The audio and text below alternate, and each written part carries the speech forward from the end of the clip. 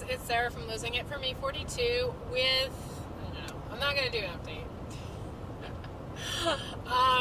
I wanted to talk about something that I've made so many videos and then they get eaten or the sound isn't synced, and so, So I'm going to try again because I've tried a lot and I'm going to try again. So here goes. I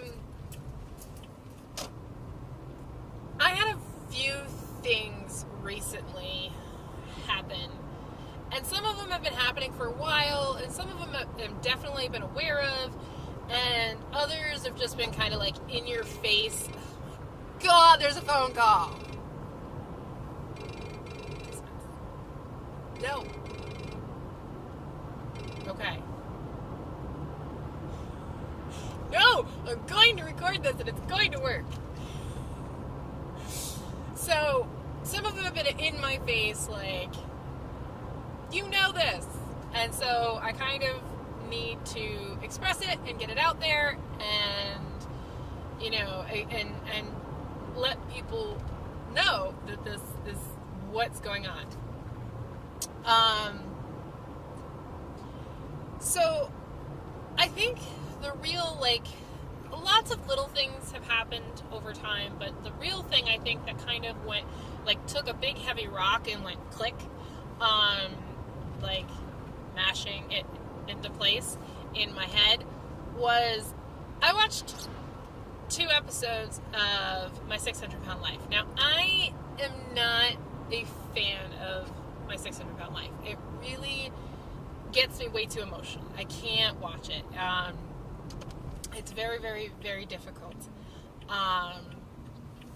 And so I watched a couple episodes, but what I did to get through it was that I fast forwarded to their surgery. And so there I was like, oh, it'll be all like positive, uplifting, like, stuff. It won't be their struggle, because their struggle is like, their struggle really, really gets to me. It is just too heartbreaking and too emotional for me to watch. And I like to see, like, them progressing and doing well and stuff. So I was like, I'm just going to do that. So I did. And I watched 2 episodes, and the first one was really good, and she, you know, she had her surgery, and she did her stuff, and she lost a lot of weight, and, you know, she was making progress in her life, and it was great. Second episode. This woman, I honestly want to go back and watch the entire episode, because this woman, there is a reason why they aired this episode. She didn't want to do anything. She, after surgery, like, the doctor was like, get up and walk. She didn't want to get up and walk. And to the point where he had to put a catch in her for blood clots so that they could break up blood clots because she wasn't moving. She went to, like, she was in the hospital because of this. She was in the hospital for, like, I'm not positive, but I want to say, like, a month. Like, she was in for a while afterwards. And that's where she lost the majority of her weight.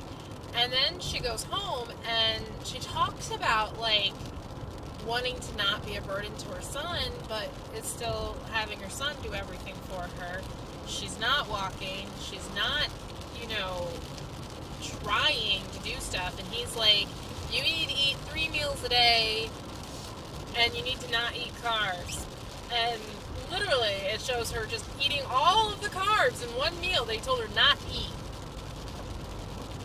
And I am the furthest from being judgmental. I know that it's somebody who has a nervous disorder, or nervous system disorder. I have fibromyalgia. I understand that a lot of times people will look at you and not understand that there is shit going on inside your body that you have no control over. And that you could feel like utter shit but look perfectly fine. So I'm not a judgy person. So I took it with a heavy grain of salt, because it was like, there's a lot that this woman could have really going on to cause her not to be able to do the things that the doctor wanted her to do.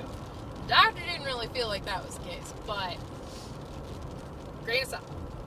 However, set that aside, she didn't lose any weight, or any significant weight after being released from the hospital. Her significant amount of weight, in fact, in the end, she ended up starting, like, she was only a couple months out, and she was already, like, up, over her month before. So, what I take away from this was not her, and not her struggle, and not anything like that. What I took away was, if you are incapable of working the tool, then the tool ain't gonna work.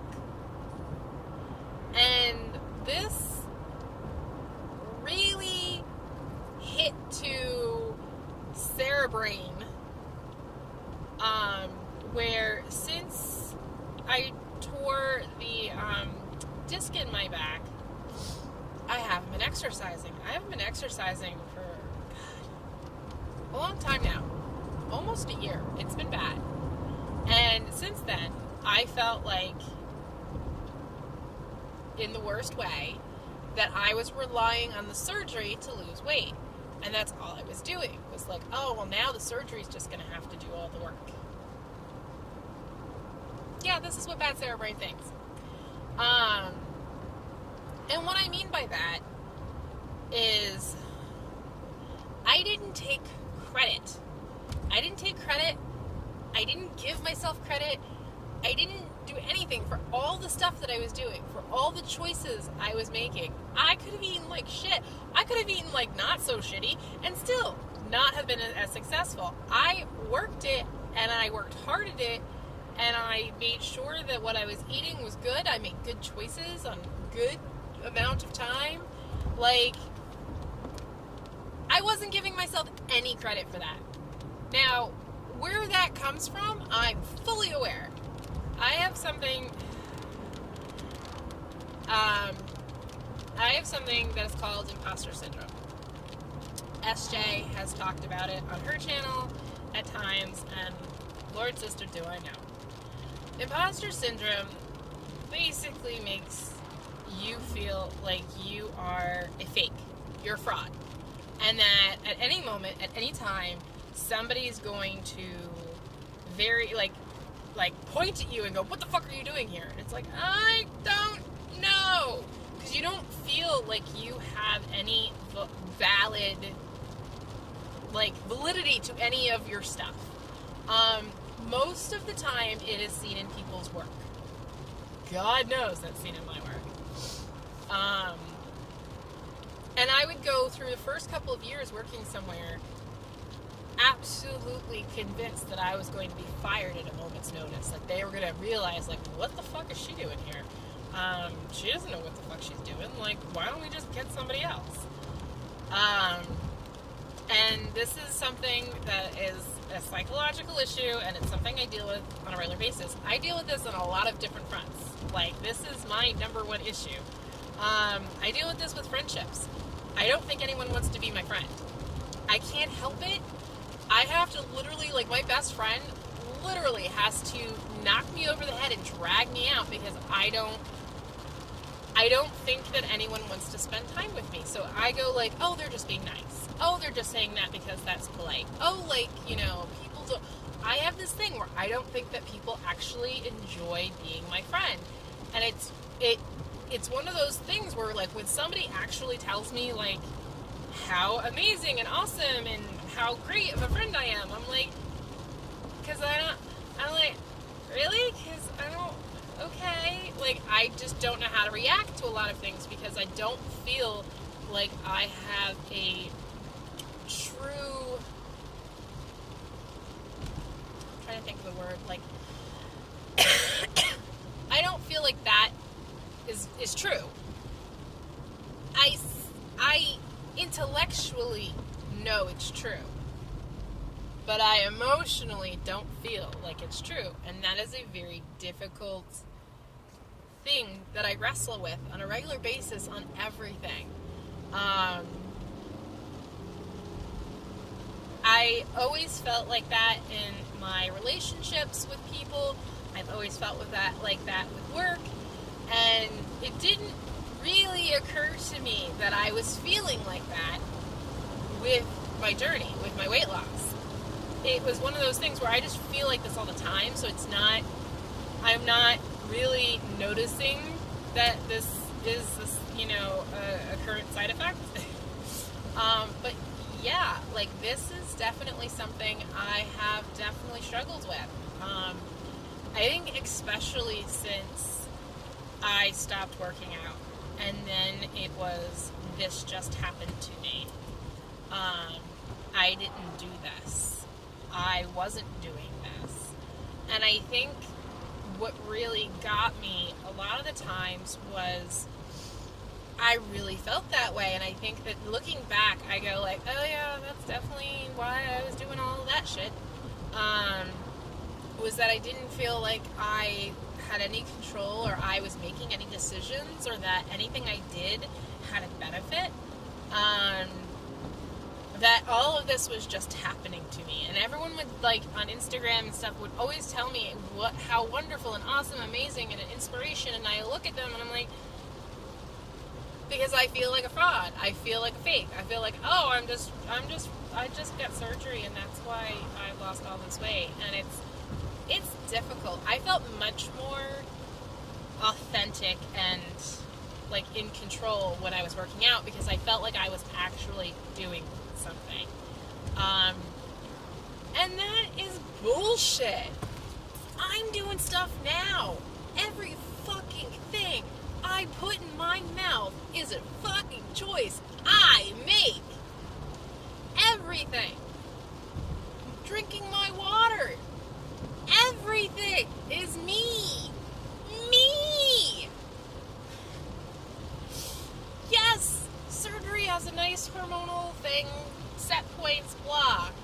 But if anything, this has, like, I've seen it a bunch of different times recently where people have talked about surgery and they've lost a lot of weight and then gained a lot of it back, or they're in the process of gaining a lot of it back. There's a woman that one of my friends knows, that she was talking about, like, the fact that she worked with a woman and she had surgery and she lost all this weight, and this was one of those times in which, like,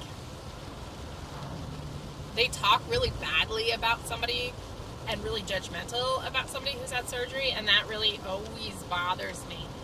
It's the reason why I'm a secret sleeper, is that I've heard people talk about other people in a really horrible, negative way, and it just, no. But she was talking about her, and she basically brought up the fact that, like, she's gained it all back, but the things that she was saying, whether they're true, and I'm not going to judge the person or whatever, I don't know them, is that they basically almost immediately weren't eating, they weren't changing how they were eating. Again, snapshots of people's lives, you don't know anything. It could be completely different for all you know. Because there are days you can catch me with a candy bar, not a candy bar, but, like, there are times at work when we have cake. I have cake. I don't have a lot of cake, but I'll have, like, a small sliver of cake. And my thing is that I feel like that I'm participating. And that, to me, it's more important to participate in a work event than to make a big deal about the fact that I'm eating healthy. And, I'm like, I don't eat cake all the time, so I can have a tiny sliver of cake and participate in somebody's birthday or celebration. And for me, that's just a thing. I don't feel like that's a big deal at all. So I'm like, there are times you could totally say, like, oh, Sarah, I saw her eat a piece of cake. She didn't do all she needed to do. This is all beside the point. Anyway. So a lot of people have brought up other people who've had surgery, who've gained a lot of their weight back because they didn't make life changes. I watched My 600-Pound Life and saw a woman who wasn't losing the weight that she needed because she didn't make life changes. And it was like all of these tiny little things over a long period of time that just was like smack in the face of, I make these choices. I've made these life changes. Even my worst eating now is nothing compared to how I used to eat. I don't eat cookies and cake and, candy and shit. I eat fucking popcorn and low carb chips, and I eat dark chocolate if I have chocolate. I make a lot of choices on a regular basis, and even when I'm making not great choices, they're a billion times better than I used to. And honestly, I'm not, I'll yo-yo, but I come back down. It's not like it just continues going up. I go, oh shit, get your shit together, eat well, and for most of the time, I do. I currently know what my problem is. I have gotten to the root of it, and now I just have to yank that fucker out. It's gonna be a process, but I know what it is now, and I know exactly where the worst of my calories are coming from, and it's snacking. It is not just snacking, it's munching. Mindless munching. I want to munch. I want to munch all the time. And it's definitely my issue. I look at the rest of my day, and I'm 100% on. And then I have a bunch of chips. And granted, they're bean chips, and they're low carb, and whatever, but when you eat half the bag, it don't fucking matter. I mean, I will say, half a bag of those, better than half a bag of Lay's. I will just say. However, this is a real issue for me, is that is where most of my excess calories come from. Outside of that, I could eat 600 to 800 calories a day. It's those fucking chips that kill me. And I have to deal with the fact that this is something that I desire, and that I binge on them because I withhold them, and I have to figure out a way where I can have them without binging on them. And that is my current dilemma. But back to what I was actually saying is, I've really started to realize that this is me. That I am making these choices. That I am changing my life. Whether I'm exercising or not, don't fucking matter. I make these choices every day, all day long. So, I need to give myself fucking credit for losing 165 pounds. Motherfucker. Also, it's been a long process. I take lots of pictures, I do lots of different things, but I've been working on accepting and understanding my body. For a long time, and I know I've talked about it here before too, for a long time, I have felt like when I look at my body that it's just fat. That all of my rolls, all of my jiggle, I'm like, yeah, some of the skin's getting a little crepey, but for the most part, it's just this big old fat roll. And what I really, really had to work with, and really kind of, figure out for myself, was there's fat in there, and I won't say there's not. There's fat in there, but you hold it up and you smush it out and you move it, or you move it here, you move it there, and I look fucking fantastic. Really, I think I would be very comfortable at my current weight had I just had skin removal. I think my excess skin is the thing that makes me very uncomfortable with my body is that I think it makes my my torso look, like my abdominal region, look massive, because like at this point, like if I lean forward, like it like becomes these two little tubes, and like it's very extended from my body. And yeah, I'm sure that there's some fat in there, but like I think if you cut that shit off, I would look fucking fantastic. It's also, and I think I mentioned it here, where I said I don't look the same in a size, in the size 14 jeans as somebody else I saw. I saw a picture of somebody on Instagram in size, like going like, look at me in size 14 jeans, and I was like, I don't look like that. And I was like, they look so small. I don't look like that. And what I realized is they don't have the loose skin I do. They're young and fit, and they didn't lose as much weight as I did. I think they're actually pretty early in their journey, and I was just like, it's really very much loose skin. There's a ton of it. A ton. And sad to say, but that is not something that is going to be resolved anytime soon. So, I mean, at least I can see it and understand what it is, and that makes psychologically better for me, but it's still hard.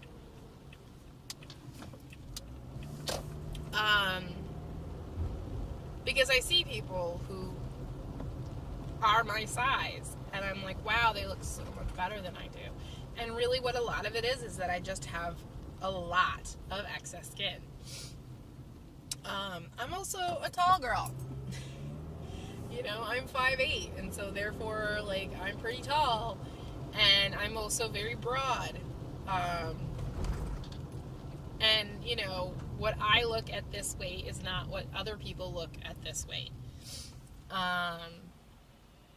And sizes are different because of that. But, yes, so giving myself credit.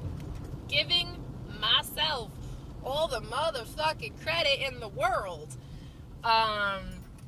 So, if you see me on Instagram, basically saying how beautiful and gorgeous and fantastic I am, this is all of it. This is me trying to get that notion and feeling to be meshed with my actual feelings, because logically I know it's true, like, but mentally I still have a lot of, like, emotionally I still need to make that click, and so that's what I'm working on, is basically making that click. So there, I made a video. Yay! I actually made it to the end and nothing happened. Knock on wood. But, yes, so I will upload this one tonight. Okay, guys, talk to you later. Bye!